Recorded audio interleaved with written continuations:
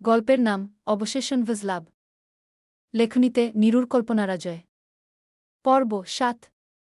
এত রাতে ছাদে কি করছো মিস? ঝিলিক ছাদ থেকে নামবে নামবে করেও নামতে পারেনি ঝিলিক। আজই তো শেষ। আর কবেই বা দেখতে পাবে ওই মানুষটাকে, যে অন্যের হয়ে বসে আছে? ঝিলিক তাই তাকিয়েছিল যতক্ষণ না চোখ দুটো তৃপ্তি পায়। হঠাৎ পুরুষালী গম্ভীর স্বরে পিছু ফিরল সে। পেছনে হঠাৎ শাইনকে দেখে অবাকি হল। উনি এখনও যাননি। ঝিলিক তড়িঘড়ি করে শাড়ের আঁচল টেনে ধরল যাতে পিঠটুকু দৃশ্যমান না হয়। এই সময়ে ঝিলিক অবশ্যই শাইনকে এখানে আশা করেনি। তাই খানিকটা অপ্রস্তুত হল সে। শায়ন এসে ঝিলিকের কাছ থেকে যথেষ্ট দূরত্ব বজায় রেখেই দাঁড়াল। ঝিলিক দ্বিধান্বিত চোখে চেয়ে শুধাল, স্যার, এত রাতে আপনি যাননি এখনো? তুমি বুঝি চেয়েছিলে আমি যেন তোমাদের বাড়িতে বেশিক্ষণ না থাকি? ঝিলিক আবারও বেশ অপ্রস্তুত হল। সে এমনটা কখন বলল? এই মুহূর্তে তার শাইনকে খানিকটা বিরক্ত লাগছে। না, একদমই না। আমি তা বলতে চাইনি স্যার। আমি এখানে তোমাকে একটা ধন্যবাদ দেওয়ার জন্য খুঁজছিলাম। Never mind. শায়ন ঝিলিকের কথা অসম্পূর্ণ রেখেই বলল। ঝিলিক সৌজন্যমূলক অল্প ঠোঁট টানল। বলল, না না, এসবের দরকার নেই। আসি তবে এখন। ঝিলিক বিরস মুখে মাথা নাড়ল। শায়ন ধীর পায়ে আগালো সামনের দিকে। ঝিলিক তা দেখে ফের নিজের কাজে মত্ত হল। অথচ শায়ন ছাদের দরজার কাছে গিয়েই থামল। ধীরে ঘাড় ঘুরিয়ে নিঃশব্দে ঠোঁট টানল। চোখে খেলে গেল তার অন্য রহস্য। ঝিলিক আবারও আয়ুষকে দেখায় ব্যস্ত হল। তবে অদ্ভুতভাবে সেখানে তাকে আর দেখতে পাওয়া গেল না। চলে গেল কি বোধহয়। ঝিলিকের ঠোঁটে ফুটে ওঠে বিষণ্ণতার হাসি। ছাদ থেকে নেমে ঝিলিক বাবার রুমে গেল। সেখানে অবশ্য শাহাদাত মির্জা ছিলেন না, চৈতি চৌধুরী ছিলেন। ঝিলিকের মন ভার হয়ে এল। চৈতি বেগম কাবার্ডে কাপড় ভাঁজ করে রাখছিলেন। আজকের দিনে যা দখল গিয়েছে, বাকি সব সার্ভেন্টরা দেখে নিচ্ছে। তাই ওদিকে যাওয়ার প্রয়োজন নেই আপাতত। তিনি ঝিলিককে লক্ষ্য করেননি। ঝিলিক এসে চৈতি বেগমকে পেছন থেকে জড়িয়ে ধরল। মায়ের শুষ্ক সেই ঘ্রাণ নাসারন্ত্র চিনে ফেলল। ফলস্বরূপ অন্তঃস্থল শান্ত শীতল হল জানাপরিচিত কোনো সুবাসে। মায়ের ঘ্রাণে সন্তানদের সুখ লুকিয়ে থাকে। যে মা ছোট থেকে অতিয়ত্নে বড় করেছেন তাকে না বলে চলে যেতে ঝিলিকের বিবেকে বাজছে। এটা অন্যায়। তবে ও নিজেও যে মা। কোনো এক ছোট্ট সত্তা তার গর্ভে অতি ভরসায় লালিত হচ্ছে এই ভেবে যে তার মা ও তাকে পরম মমতায় দুনিয়া দেখাবে। ঝিলিক নিরুপায়। ঝিলিক পেছন থেকে জড়িয়ে ধরায় চৈতি বেগম হাসলেন। তিনি বুঝে গেলেন কে হতে পারে। সন্দিহান কণ্ঠে মমতা নিয়ে শুধালেন, কি হয়েছে হু? মন খারাপ? ঝিলিক স্তব্ধ হয়ে রইল। মায়েরা এত সহজে সবকিছু বুঝে যায় কি করে? তারা কি কোনো দৈবদৃষ্টির অধিকারিণী হন? বোধহয় হন। নিস্তব্ধতা ভাঙিয়ে ঝিলিক বলে, না মা, তোমার উপস্থিতি মন খারাপ ভুলিয়ে দেয়। চৈতি বেগম কাপড় ভাঁজে মনোযোগ রেখেই শুধালেন, মহোদয়া কি বাবাকে খুঁজছে? ঝিলিক সন্তর্পণে মাথা নাড়ায়। চৈতি বেগম কিছুটা অভিযোগের সুর টানলেন। নিখাত কণ্ঠে শুধালেন, বাবাকেই দেখতে আসা হয়েছে তবে? মায়ের কথা কি মনে পড়ে না? ঝিলিক মলিন হাসে। বলে, মাকে কোনো সন্তান ভুলতে পারে? খোদাতায়ালা যার পায়ের নিচে বেহেশত প্রদান করেছেন তাকে ভোলা যায়? হয়েছে হয়েছে। প্রশংসায় একদম পঞ্চমুখ।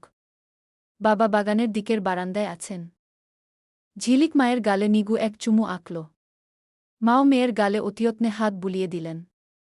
ঝিলিক বেরিয়ে এসে বাগানের দিকটায় গেল। সেখানকার সকল লাইটিং প্রায় খুলে নেওয়া হয়েছে। বাকি যেগুলো রয়েছে সেসবে আলো নেই। অল্প আলোধারীর মিশেলে শাহাদাত মির্জা রয়েছেন। বাগানের দিকের লম্বাটে সরু বারান্দে শেষে সেখানে চেয়ার টেবিল পাতা হয়েছে। সেখানেই বসে চা খাচ্ছিলেন। চোখে মুখে অল্প দুশ্চিন্তার ছাপ। ঝিলি গিয়ে বাবার সামনের চেয়ারে বসল। শাহাদাত মির্জা মেয়েকে দেখে হতচকিত একই সাথে মলিন চেহারায় তাকালেন। শাহাদাত মির্জা মেয়েকে দেখেই নড়েচড়ে বসলেন। বললেন, বলো মামনি। ঝিলিক বলার ভাষা পেল না। কণ্ঠ বিরোধ হয়ে আসছে হয়তো তার। তবু শান্ত স্বরে শুধাল, বাবা, টিকিটের ব্যবস্থা হয়েছে? তিনি বড্ড অসহায় কণ্ঠে স্বীকারোক্তি জানালেন। হয়েছে। 7টাই তো? হু। শাহদাদ মির্জা মলিন কণ্ঠে শুধালেন। মামনি? যেতেই হবে? হ্যাঁ বাবা। এভাবে কাউকে কিছু না বলে। কাউকে বললে যেতে দিবে? তুমি তো জানো বাবা অন্তত। শাহদাদ মির্জা অতি কিছু বলেন না। ঝিলিক বাবার ভাবাবেগ বুঝতে পারে। বাবার হাতের ভাঁজে নিজের রেশম তুলো হাতখানা গুজে তাকে বোঝানোর চেষ্টায় বলল। বাবা, এখানে আমার দম বন্ধ হয়ে আসে। আমার শ্বাস নিতেও বিষাক্ত মনে হয়। আমি দূরে যেতে চাই। সব কিছু থেকে। তুমি আমায় আটকাবে না, আমি জানি। শাহদাদ মির্জা নিশ্চুপ বসে রইলেন। ঝিলিক উঠে এসে বাবার গলা জড়িয়ে ধরল। বলল, ইটস ওকে বাবা। তুমি তোমার মেয়েকে সুখের আস্থানায় পাঠাচ্ছ। চিন্তা করো না। ওখানে জিয়া তো আছেই। আমি সামলে নিব সব। হু। এবার হাসো তো। দেখি স্মাইল। শাহদাদ মির্জা মেয়ের কথায় মৃদু হাসলেন। ঝিলিকও হেসে বলল, দ্যাটস মাই ড্যাড। চিন্তা করো না বাবা। সব ঠিক হবে। আসি এখন। সকালে দেখা হবে। অতঃপর ঝিলিক প্রস্থান করে। ঝিলিক যেতেই শাহদাদ মির্জা চিন্তিত মুখে কাউকে ফোন লাগালেন। ফোনে বললেন, ও কালকেই ফ্লাইট ধরবে। ওর প্রত্যেকটা আপডেট কিন্তু আমার চাই। কড়া সিকিউরিটির ব্যবস্থা করো। সিঁড়ি বেয়ে উপরের দিকে যেতে যেতে ঝিলিক নিজের মাঝে পাথরসম চাপ অনুভব করল।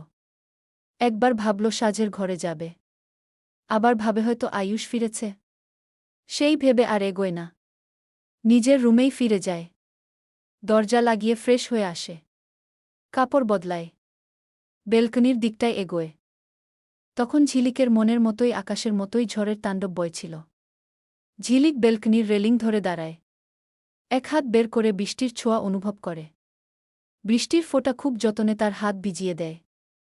মেঘের বুক চিরে যেমন টপটপ পানি পড়ছিল তেমনি ঝিলিকের সবুজ বাদামিতে মিশ্রিত নয়নজোড়ায় ও পানির অস্তিত্ব দেখা দেয়, যা কপল বেয়ে গড়িয়ে পড়ছে। ঝিলিক অবাক হয়। অশ্রু? এমনটা তো হওয়ার কথা নয়। ওর কেন এত খারাপ লাগছে? লাগার তো কথা নয়। ওই বিশ্বাসঘাতকটার জন্য তো একদমই নয়। তবু লাগছে। ঝিলিক তো আর এই আয়ুষকে ভালোবাসেনি। বেসেছে অন্য আয়ুষকে। ঠোঁট কামড়ে কান্না আটকানোর প্রয়াস চালায় রমণী। অথচ হয়ে ওঠে না। ঝিলিকের বুক চিরে বেরিয়ে আসে দীর্ঘশ্বাসেরা। কেন বিশ্বাসঘাতকদের প্রতি আমাদের অগাধ বিশ্বাস থাকে? তারা আমাদের ভুলে গিয়ে কত সহজে অন্যকে আপন করে নেয়। অথচ আমরা থেকে যাই তাদের স্মৃতির পাহারাদার হয়ে, যে স্মৃতির বাগান আমাদের হয়েও রাজত্ব ছিল অন্য কারো। ঝিলিক নিজের উদরে হাত ছোঁয়ায়। কোমল মাতৃকণ্ঠ বেরিয়ে আসে তার মধ্য থেকে। My baby. Mama loves you more than anything. আমার অন্ধকার জীবনের একমাত্র সাথী তুমিই। তুমি জেনে রাখো, তোমাকে পেয়ে মাম্মা কখনো আফসোস করেনি, তার অতীত যতটা আক্ষেপিত ধ্বংসলীলার রণক্ষেত্র হোক না কেন।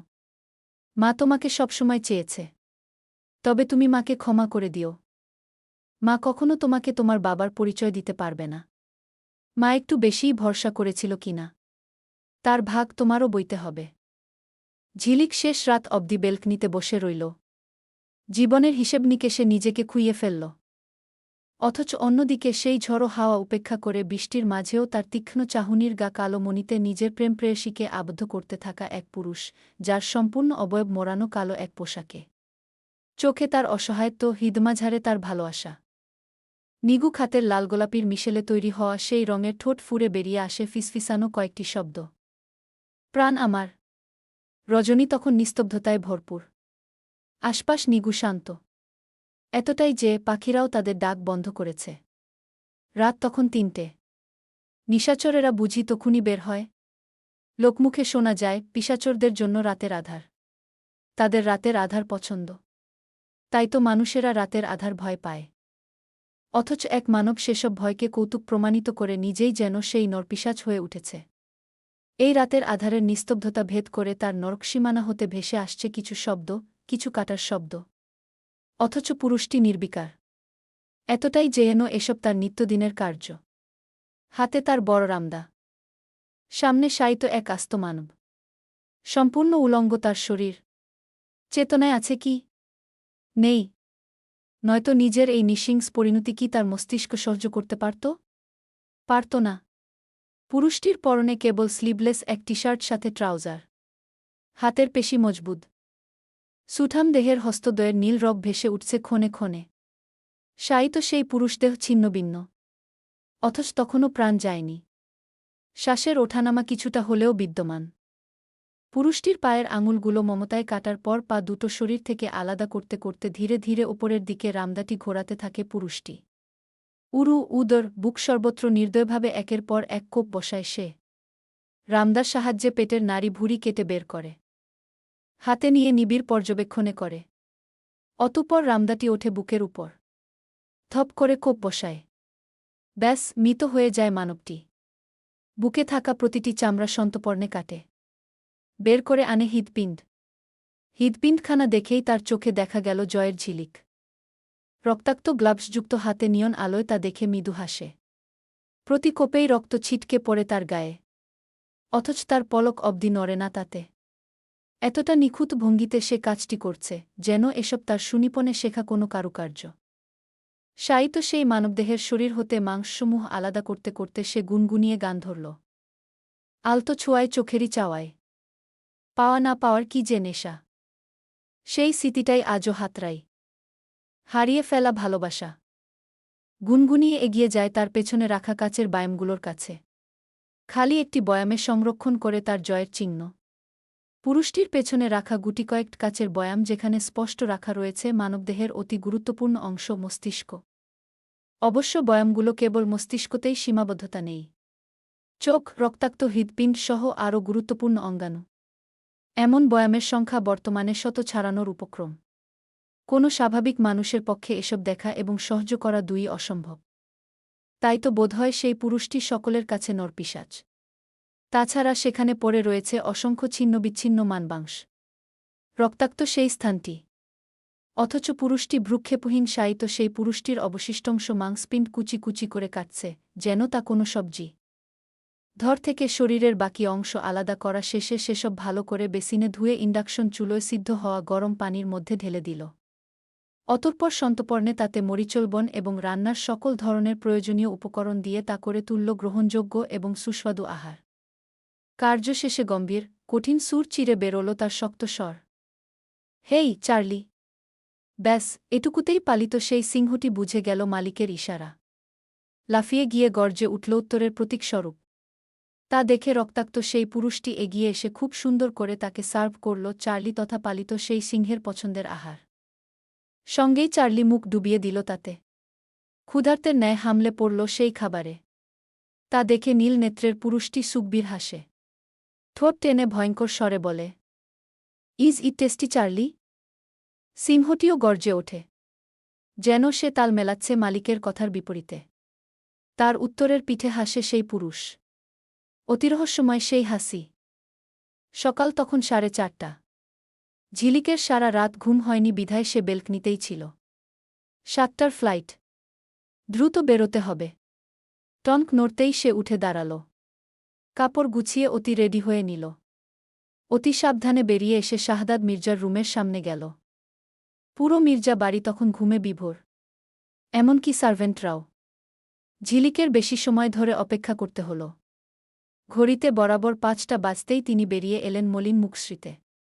ঝিলিক বাবাকে দেখেই জিজ্ঞেস করে, মা, ঘুমাচ্ছে তো? শাহদাদ মির্জা মাথা নাড়েন। ঝিলিক ফের বলে, চলো বাবা, আমাদের দ্রুত বেরোতে হবে। তা নয়তো সকল জেগে যাবে। বলেই সে এগিয়ে গেল। শাহদাদ মির্জা নিজেও পিছু পিছু এলেন। সাবধানে সকল কিছু পরখ করলেন। মেয়ের জন্য তিনি সবকিছুর বিরুদ্ধেই যেতে পারেন। তিনি জানেন এটা অন্যায়। তবে মেয়ে তো অন্তত ভালো থাকবে। ঝিলিকের শত নিষেধের পরও তিনি আর তার দুভাই, তারা তিনজনই চেষ্টা করেছে গোপনে সেই ছেলেকে খোঁজার। অথচ ঝিলিকের বাহিরের কারো সাথে তেমন কোনো ব্যক্তির খোঁজই পাওয়া যায়নি। এমনকি কোনো সন্দেহজনক কেউও নেই। ঝিলিকের যাওয়ার ব্যাপারটা ওসমান মির্জা আর শাহমিউ মির্জাও জানেন। ঝিলিকের অগোচরে শাহাদাত মির্জা তাদের জানিয়েছেন, কেননা তার আর চৈতি চৌধুরীর পরে যদি ঝিলিককে কেউ খুব বেশি স্নেহ করে তবে তা ওসমান মির্জা আর শাহমিদ মির্জা। ঝিলিক বাড়ির গেইট পেরোতেই সেখানে গাড়ির সাথে হেলান দিয়ে অবস্থানরত শাহমিদ মির্জা আর ওসমান মির্জাকে দেখে আঁতকে উঠল। এ কি? তারা এখানে কেন? কথাটা মাথায় আসতেই তরাক গতিতে পিছু ফিরে বাবার চোখে চাইল। বাবার চোখে তাকাতেই ঝিলিক যা বোঝার বুঝে গেল। তবে শাহমিদ মির্জা তাকে আশ্বস্ত করলেন। ঝিলিক অপরাধীর ভঙ্গিতে মাথা নুইয়ে তাদের সামনে গেল। তাকে দেখতেই শাহমিদ মির্জা এগিয়ে এলেন। বললেন, মা, আমরা কি এতটাই পর হয়ে গিয়েছিলাম যে আমাদের জানানোর অবধি প্রয়োজন মনে করলে না? ঝিলিক তরিতে মাথা তোলে। বলে, না ছোট বাবা, তোমরা আমাকে বাধা দিতে পারো। ওসমান মির্জা ঝিলিকের কথা কাটলেন। বললেন, তোমার সুখে আমরা কখনো বাধা দিতে পারি? তিনি হাসলেন। সাথে শাহমিদ মির্জাও হাসলেন। তারা তিনজনই ঝিলিককে খুব বেশিই ভালোবাসেন। পরিবারের সকলের ছোট সদস্য হওয়ার দরুন ঝিলিক সকলের চোখের মণি। তাদের হাসতে দেখে ঝিলিক আলতো হাসল। এগিয়ে গিয়ে বলল, এসো এখন তোমরা, নইলে ফ্লাইট মিস হয়ে যাবে। তারা তিনজনই উঠে বসল গাড়িতে।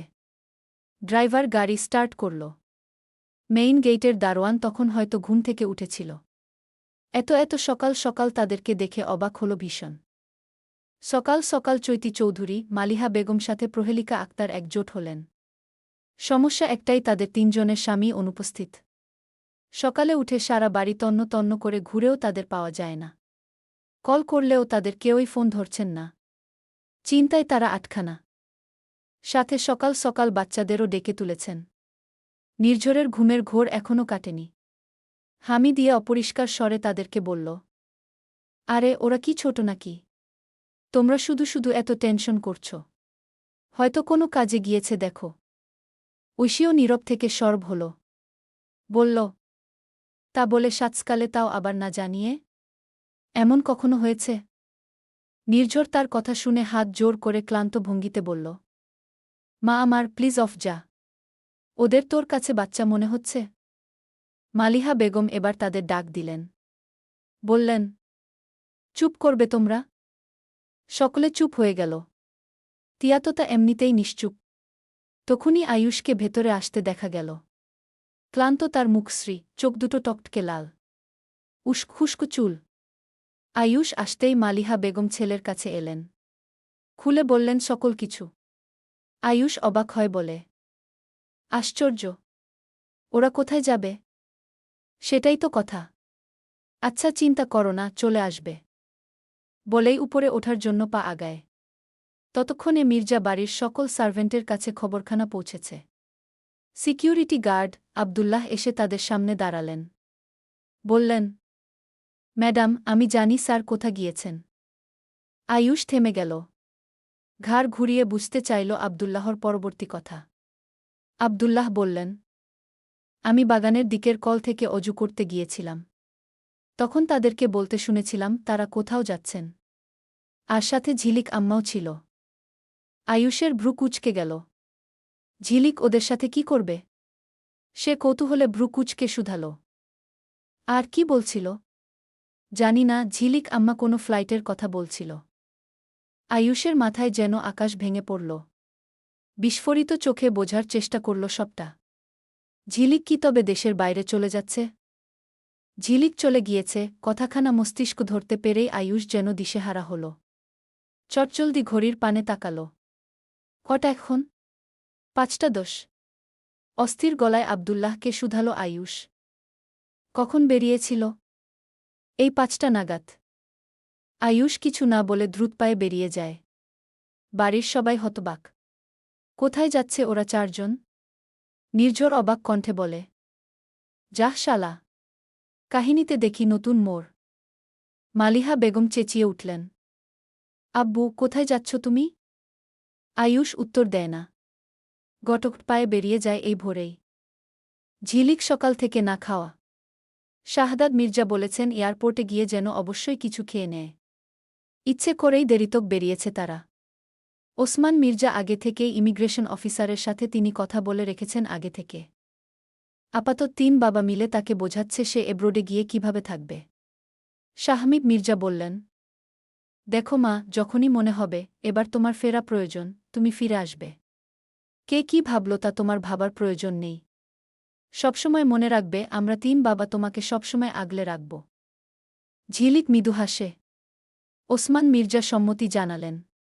এই ৩ জন ভালোবাসার মানুষ সাথে থেকেও ঝিলিক ওই একটা মানুষের শূন্যতা খুব করে অনুভব করল।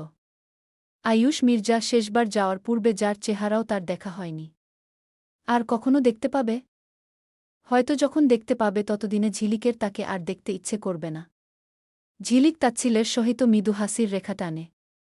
কাচের জানালা ভেদ করে সকালের দৃশ্যে মনোনিবেশ করে। প্রভাতের স্নিগ্ধমনোরম ছবিতে নিজের কষ্ট উজাড় করে ঠোঁট নাড়ে রমণী।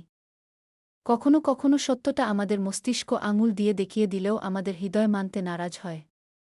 আর আপনি আমার সেই ভালোবাসা যাকে মস্তিষ্ক অপরাধীর কাঠগড়ায় দাঁড় করালেও হৃদয়ে আপনি লালিত রয়েছেন এখনও কৈশোর বয়সের সেই প্রথম প্রেম রূপে। আচমকা গাড়ি ব্রেক কষল। আচমকা গাড়ি ব্রেক কষায় চারজনই কিছুটা সামনে ঝুঁকে গেল। শাহদাদ মির্জা তড়িঘড়ি করে মেয়েকে ধরলেন। চিন্তিত আদলে শুধালেন, আম্মু, ঠিক আছো তুমি? ওসমান মির্জা ড্রাইভারকে ধমকে উঠলেন। কি সমস্যা? এভাবে গাড়ি চালাচ্ছ কেন? ড্রাইভারের মুখ কালো হয়ে গেল। বলল, জানি না স্যার, সামনে বহুত লম্বা লাইন। ট্রাফিক দেখুন, আশেপাশে সব গাড়ি আটকে আছে। শাহমিদ মির্জা পেছনের উইন্ডো সিটে বসেছিলেন। মাথা বের করলেন তিনি। আসলেই তো, অনেক লম্বা লাইন। চিন্তিত আদলে তিনি আদেশ করলেন, যাও তো, গিয়ে দেখো তো কিসের লাইন। কি হয়েছে? Okay sir. ড্রাইভার বেরিয়ে গেল। মিষ্টি রোদে কুচকানো মুখে গিয়ে এদিক সেদিক কয়েকজনের কাছ থেকে খবর নিল। ফিরে এসেই তা আবার ৪ জনের মাঝে উগরে দিল। স্যার, ওখানে পুলিশের চেকপোস্ট চলছে। বহু লম্বা লাইন। সম্ভবত ২-৩ ঘণ্টা লেগে যাবে। ঝিলিক ভ্রু কুচকাল। বলল, এতক্ষণ? তাহলে তো আমার ফ্লাইট মিস হয়ে যাবে বাবা। ঝিলিক চিন্তিত হল। শাহদাদ মির্জাও চিন্তিত হলেন। ওসমান মির্জা বললেন, আমি দেখছি ব্যাপারটা। দাঁড়াও। ওসমান মির্জা জরুরি ভিত্তিতে কাউকে ফোন করলেন। ওপাশ থেকে কল রিসিভ হতেই তিনি জোর গলায় বলতে আরম্ভ করলেন, অফিসার, গুলশান ২ সার্কেলে এত জ্যাম কিসের? চেকপোস্ট কি কারণে বসানো হয়েছে? ওপাশ থেকে কি বলা হলো শোনা গেল না। এপাশ থেকে ওসমান মির্জা বললেন, কোনোভাবে কিছু করা যায় না? যাবে না? আচ্ছা আচ্ছা, বুঝেছি অফিসার। Thank you. ফোন কাটলেন তিনি। কুচকানো ভ্রুতে তিনি পেছনে বসা ৩ জনকেই উদ্দেশ্য করে বললেন, উপরতলা থেকে নাকি অর্ডার এসেছে চেকপোস্টের। আমারও কিছু করার নেই। আইনের কাজে হস্তক্ষেপ করলে হিতে বিপরীত হতে পারে। ঝিলিক আপসেট হয়ে পড়ল। কেন সৃষ্টিকর্তা বারংবার ওর পরীক্ষা নিচ্ছেন? শাহমিদ মির্জা আর শাহদাদ মির্জাও চিন্তিত হয়ে পড়লেন। ঝিলিক সময় দেখে নিল। বাজে তখন মোটে অর্ধ ৫টে। বাবার কাঁধে মাথা রেখে পড়ে রইল ও। ৭টার ফ্লাইট। খুব করে আল্লাহকে ডাকল যাতে ফ্লাইট মিস না হয়। ধীরে ধীরে সময় পেরোল। যানজট ছুটল না। অদ্ভুত, আজ হঠাৎ করে এমন ট্রাফিক হয়ে গেল কিভাবে? দেখতে দেখতে সময় পেরোল। অস্থিরতায় ঝিলিকের শরীর খারাপ হতে শুরু করল। গ্রীষ্মের অসহ্য গরম সাথে পেটে কিছু না থাকার কারণে বমি করতে আরম্ভ করল ঝিলিক। ঝিলিকের শরীর খারাপ থেকে অস্থির হলেন ৩ জনই। শাহদাদ মির্জা মেয়ের কন্ডিশন দেখে চিন্তিত গলায় শুধালেন, এ কি? শরীর খারাপ করছে মামনি? বেশি খারাপ লাগছে? শাহদাদ মির্জা দিশেহারা হলেন। গাড়ির প্রচুর বড় লাইন। এখন কিছু করতে পারা অসম্ভব। তিনি মেয়েকে নিয়ে দ্রুত বেরোলেন। বাহিরের উত্তাপ উপেক্ষা করে গাড়ির সারি পেরিয়ে ৩ জনই দুর্বল ঝিলিককে নিয়ে অতিধীরে একপাশে এসে দাঁড়ালেন। শাহমিদ মির্জা কোথা থেকে মিনারেল ওয়াটারের বোতল কিনে আনলেন। ঝিলিক তখন বমি করার কারণবশত দুর্বল প্রায়। তিনি ঝিলিককে সরাসরি পানি খাওয়ালেন। ওসমান মির্জা তাড়াহুড়োয় সেখানে থাকা অটো ডাকলেন। ৩ জনই উপায়ন্তর না পেয়ে ঝিলিককে নিয়ে বাড়ি ফিরলেন। বাড়িতে ফিরতেই সকলের নজর তাদের ৩ জনের উপরে গেল। আয়ুষ সেখানে উপস্থিত ছিল না। সে ছাড়া বাকি স্কুলেই সেখানে। তিয়াততাউসি তাড়াহুড়ো করে ঝিলিককে গিয়ে ধরল। শাহদাদ মির্জার কাছ থেকে নিয়ে সোফায় বসাল। চৈতি বেগম দ্রুত এলেন। সাথে সাজো। চৈতি বেগম চিন্তিত আদলে বললেন, কি হয়েছে ওর? ওর এই অবস্থা কেন? ঝিলিক বলার চেষ্টা করল, ও ঠিক আছে। অথচ ওর স্বর যেন আটকে আসছে। দুর্বলতায় কথা বলতে পারল না। নির্ঝর এসে দ্রুত ওকে পানি খাওয়াল। শাহদাদ মির্জা ডক্টরকে কল লাগালেন। সাজও ব্যস্ত হল বোনকে নিয়ে। মুহূর্তেই হুলস্থুল কাণ্ড বেজে গেল। কিছুক্ষণের মাঝেই ঝিলিক জ্ঞান হারাল। আয়ুষ এত হুলস্থুল নিচে নেমে এল। ঝিলিকের অমন ফ্যাকাশে মুখশ্রীতে তার হৃদয় কেঁপে উঠল। ও ফিরেছে কিছুক্ষণ আগে। সবে কাজা নামাজ সেরে উঠেছে সে। আজ কোনো এক কারণে নামাজ পড়ার সুযোগ হয়নি তার। ফলস্বরূপ গায়ে এখনও সাদা পাঞ্জাবি। আয়ুষ দ্রুত পায়ে এগিয়ে এল। সবাইকে উপেক্ষা করে বলল, কি হয়েছে ওর? শাহদাদ মির্জা ঘাবড়ে গিয়ে বললেন, মেয়েটা না খেয়ে বেরিয়েছিল, অতিরিক্ত গরমে অসুস্থ হয়ে পড়েছে বোধহয়। আয়ুষ আর এক মুহূর্ত দেরি করে না। দ্রুত পদক্ষেপে গিয়ে নিজের বলিষ্ঠ বাহুতে ঝিলিকের নাজুক দেহ উঠিয়ে নিল। ঝিলিকের হুঁশ নেই। নয়তো এমন কাজ কখনোই হতো না, সে হতে দিত না। আয়ুষ দ্রুত পায়ে যেতে যেতে বলল, মেজো আব্বু ডাক্তারকে কল করো, মেজোমা তুমি জুস নিয়ে এসো। কিছু খাওয়াতে হবে আগে ওর জ্ঞান ফিরলে। আয়ুষের পেছন পেছন ঐশীরাও আসল। সাজ গেল ঝিলিকের জন্য জুস বানাতে। সিঁড়ির কাছে আসতেই ঝিলিকের হালকা জ্ঞান দেখা দিল। সে যে আয়ুষের কোলে তা বুঝতে পেরেই দুর্বল অথচ দ্বিকণ্ঠে ফিসফিসিয়ে বলল, নামান নামান বলছি আমাকে। কথা বলো না ঝিলিক। আয়ুষ কড়া সুরে আদেশ দিল। ঝিলিক বলল, আপনার নোংরা হাতগুলো দিয়ে আমাকে স্পর্শ করবেন না, আমার নিজের প্রতি ঘৃণা জন্মায়। চলতে চলতে পা থমকায় আয়ুষের। একবার ঝিলিকের মুখশ্রীর পানে চোখ রাখে। বলে, ঘৃণা তো আমার প্রতি, তাহলে নিজেকে কষ্ট দিয়ে সবাইকে হয়রানির মধ্যে ফেলার কারণ কি? তবে ঝিলিকের কানে এসব যায় না। সে ততক্ষণে তার সম্পূর্ণ জ্ঞান হারিয়েছে। আয়ুষ চলতে শুরু করল। ওর দিকে তাকাল।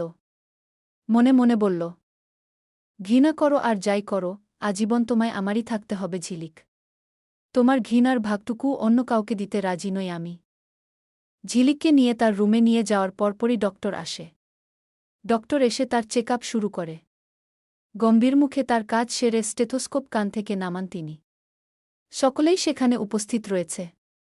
আয়ুষ তরিতে শুধায়, doctor, is she fine? She is absolutely fine. শুধু একটু বেশিই দুর্বল। সময়মতো খাওয়াবেন। আর কয়েকটা ওষুধ দিচ্ছি। আর বেশি দুর্বল হয়ে পড়লে স্যালাইন দিতে হবে। আয়ুষ সব শুনল গাম্ভীর্যতা নিয়ে। শাহদাদ মির্জা চিন্তিত আদলে শুধালেন, বাকি সব কিছু ঠিকঠাক তো? হ্যাঁ, সবই ঠিকঠাক। অতঃপর তিনি বললেন সব কিছু গোছাতে গোছাতে, আজ তবে উঠি। ওসমান মির্জা ওনাকে এগিয়ে দিতে গেলেন। আয়ুষ সকলের উদ্দেশ্যে বলল, ভিড় করো না তোমরা বেশি, মেঝোমা তুমি থাকো। মেঝো বাবাও থাকো।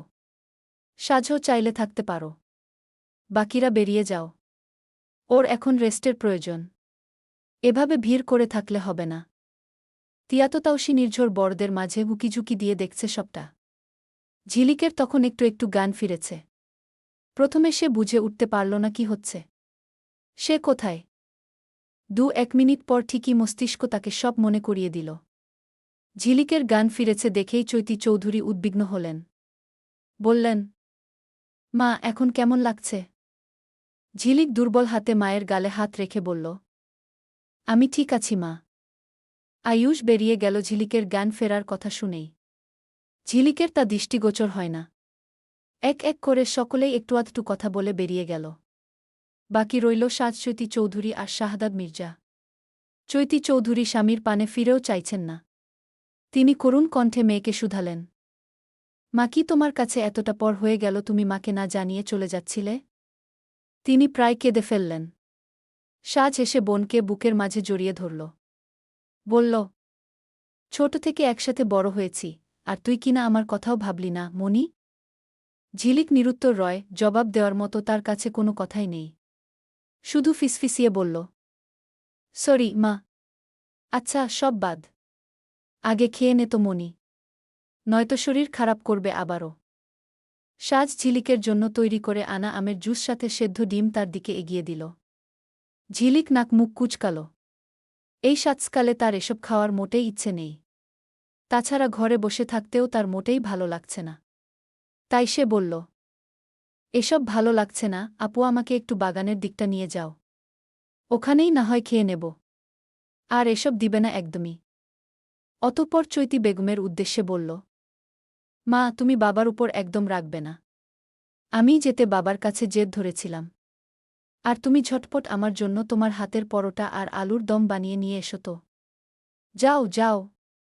চৈতি চৌধুরী মেয়ের কথায় গোমরা মুখে তাকালেন স্বামীর পানে। তিনি আপাতত চোরা চোখে স্ত্রীর পানে চেয়ে। চৈতি চৌধুরী কিছু বললেন না। হেসে মেয়েকে বললেন, আনছি। অতঃপর সাজ ঝিলিককে ধরে করিডোর বেয়ে নিচে নামা শুরু করল। মেইন গেইটের কাছে এসে আয়ুষের সাথে দেখা হলো দুজনেরই। সাজ আয়ুষকে দেখে মিষ্টি হাসল। ঝিলিক তাকাল। তবে তার মাঝে কোনোরকম অনুভূতির সৃষ্টি হল না। আয়ুষ ঝিলিকের ওষুধগুলো আনতে গিয়েছিল। হাতে তার সেসব ওষুধ। সাজ আয়ুষকে দেখেই বলল, আপনি ওষুধ আনতে গিয়েছিলেন? ভালো করেছেন। এক কাজ করুন, একটু ওকে নিয়ে বাগানের দিকটায় যান। আমি একটু ওর জন্য ততক্ষণে চা বানিয়ে আনছি। মেইড সবাই এখন খাবার বানাতে আর সকালের সব কাজ করতে ব্যস্ত বোধ হয়। ঝিলিক ভ্রু কুঁচকে সাজের দিকে তাকাল। গম্ভীর কণ্ঠে জবাব দিল, তোমাকে বলেছি আপু, তুমি না পারলে বলো। আমি নিজেই চলে যাচ্ছি। অন্য কারো সাহায্যের প্রয়োজন নেই। সাজ কুঞ্চিত ভ্রুতে বলল, এভাবে বলছিস কেন মনি? তাদের কথার মাঝেই আয়ুষ কথা বলল, সাজ তুই যা। কিছু খায়নি ও? না, মাকে পরোটা আর আলুর দম বানাতে বলেছে। সময়ের ব্যাপার স্যাপার। ততক্ষণ খালি পেটে থাকা উচিত হবে না। তাহলে তাড়াতাড়ি গিয়ে এক কাপ চা সাথে কিছু নিয়ে আয়। সকালে ওর ওষুধ আছে। সাজ চলে গেল। ঝিলিক পাত্তা দিল না শেষবে। নিজের মতো হাঁটা আরম্ভ করল। পেছন থেকে আয়ুষই ডাকল। বলল, শুনলাম চলে যাচ্ছিলে, আবার ফিরে এসেছ কেন?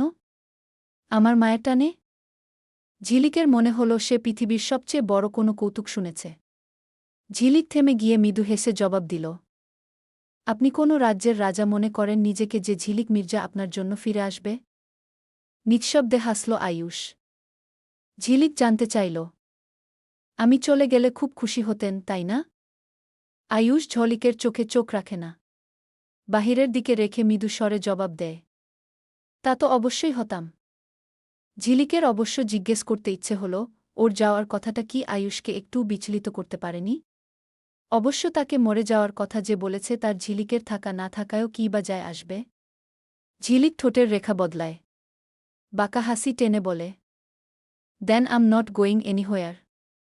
একবার যেহেতু যাওয়ার পথে বাধা পড়েছে, সেহেতু আমাকে ঠকানোর শাস্তিটুকুও না হয় আপনি ভোগ করবেন। এখন দেখবেন হু ইজ ঝিলিক মির্জা। ঝিলিক চলে যায়। আয়ুষ সেদিক পানে তাকিয়ে হাসে। রহস্যে ঘেরা এক হাসি। কিছুদূর গিয়েও ঝিলিককে থমকে যেতে হয়। আয়ুষ থামিয়েছে তাকে। দাঁড়াও, এক সেকেন্ড। বলেই সামনে এসে দাঁড়াল তার। হাতে থাকা ওষুধের প্যাকেটগুলো নিয়ে ওর সামনে ধরল। বলল, তোমার ওষুধ, ডক্টর বলেছে টাইমতো খেতে। ঝিলিক এক ভ্রু উচাল। মুখমণ্ডল আগের চেয়ে শক্ত করল। একদম অন্য স্বরে জবাব দিল, শালা, মশকরা করিস আমার সাথে? নিজে ছেড়ে দিয়ে আমার বড় বোনকে বিয়ে করে এনে এখন পিরিতি দেখাস? যা ভাগ চোখের সামনে থেকে। ডিসগাস্টিং। বলেই চোখ ঘোরাল ঝিলিক। পরিহিত ফর্মাল প্যান্টের পকেটে হাত ঢুকিয়ে শীষ বাজাতে বাজাতে বেরিয়ে গেল আয়ুষের চোখের সামনে থেকে। আয়ুষ তখনও ঘোরে। এটা কে? ঝিলিক তো। স্তব্ধ হয়ে রইল সে। মেইন গেইট থেকে শায়েন তাদের দুজনকে দেখে বাঁকা হাসল। রহস্যে ঘেরা হাসিতে মাতল তার অধরযুগল। তখনই ওসমান মির্জা এলেন ঝিলিকের কাছে। সে সবেই বসেছিল বাগানের দিকটায় পাতানো চেয়ার টেবিলে। তিনি এসে ঝিলিকের সামনে বসলেন। বললেন, আম্মা জান, আজ তো ফ্লাইটই ক্যান্সেল হয়ে গিয়েছে। সরকার থেকেই আজকে সকালের সকল ফ্লাইট ক্যান্সেল করা হয়েছে। তা শুনে ঝিলিক ভ্রু কুঁচকাল। হঠাৎ ফ্লাইট অফ কেন? গল্প ভালো লাগলে অবশ্যই একটা কমেন্ট করে যাবেন।